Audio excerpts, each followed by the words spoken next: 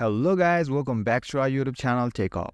In today's video, we will learn on how to download and install Google Maps on your device. It's an easy and simple process. All you gotta do is watch this video till the end without skipping a part. So let's get started.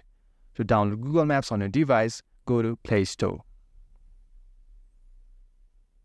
Then tap on the search bar which is on the top of your screen. Then type Google Maps.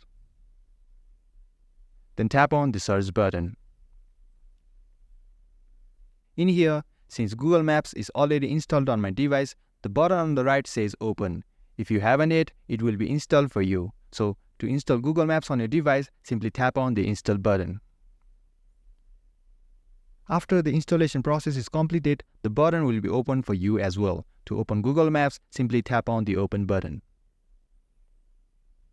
And guys, that was it. This is how you install Google Maps on your device. I hope you found this video helpful. If you did, give this video a thumbs up to let me know and subscribe to our channel TechUp for more contents like this. Don't forget to hit the notification bell to never miss an update, and feel free to drop any of your queries or questions in the comment section below. I'll get right back to you. Thanks for watching and see you in next video.